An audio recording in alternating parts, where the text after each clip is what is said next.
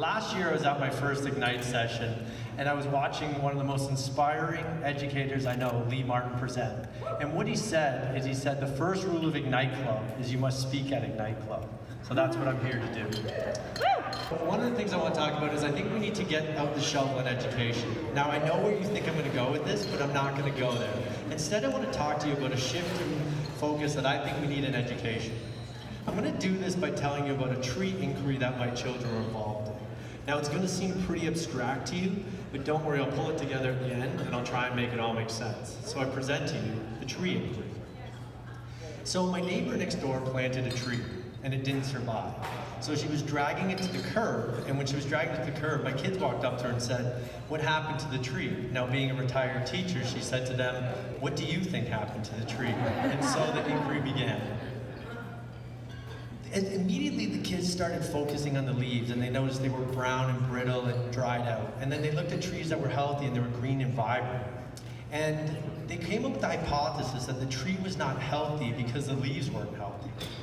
Now my neighbor kind of said, "Those are great observations, but I'm going to say that leaves are super important to trees, but that's not the reason the tree didn't survive." And she says, "Do you know what else it could be?" So they thought about it, and my daughter said, "Well, where was the tree planted?" So they went into the backyard and they looked around and investigated, and what they noticed is, like, there's a whole bunch of environmental issues with the tree, and they were wondering, does the environment affect the tree? Well, it didn't take very long until my 4-year-old son crouched down and started playing in the dirt where the tree was put in. Now, when he was playing with it, he noticed something interesting, that this dirt was a lot different than the dirt he plays with in the garden. It was sticky, it was hard, it was thicker, and it was clay-like. So that led to a huge conversation on what are the different types of soil are. Now, when we were talking about the different types of soil, we started talking about what's the point of soil, and it's where we explained to them, it's where the roots go into the ground, and that's where they get the water and nutrients from.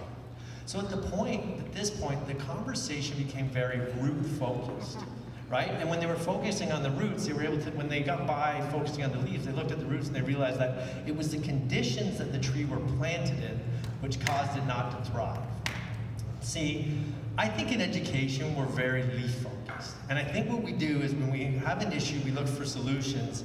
And those solutions, we generally go to data and apply strategy. I want to be clear, I think data and strategies are very important. I think sometimes if we want to do it better, we got to dig a little deeper. And I think we got to get down to the root focus, just like we did in this inquiry. If we're just looking at leaves, we're just fixing one thing at a time.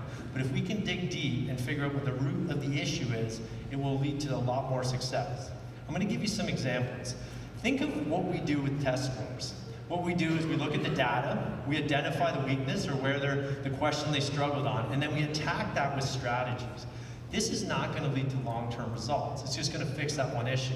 I think if we dug a little deeper and said, why are students not succeeding? And we looked at things like anger, like mindset, confidence, and we were able to work on those, we would eventually be able to help the whole student and the whole student as a learner. Here's another example. In Teachers College, when they talked to us about classroom management, they would focus on strategies like priority seating or eye contact and things like that. That would only help you in that moment. It wouldn't actually solve the issue. If we really want to solve the issue in a classroom, what we need to do is understand that the best classroom management strategies are relationships.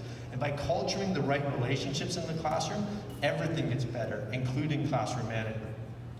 Here's another example.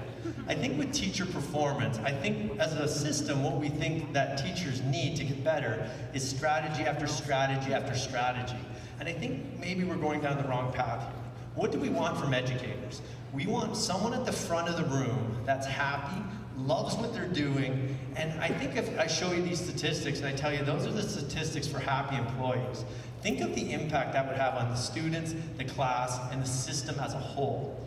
You see, I think in education we do a fantastic job looking at leaves. I just think now we got to start digging a little deeper and looking at things like culture, relationships, and the emotions behind success and failure. So here's a little homework for you. Next time you're approached by a student that's struggling or a teacher that's struggling, what I want you to do is look beyond the leaf, get out your shovel, dig a little deeper, and that is where you'll make the true difference. Yeah.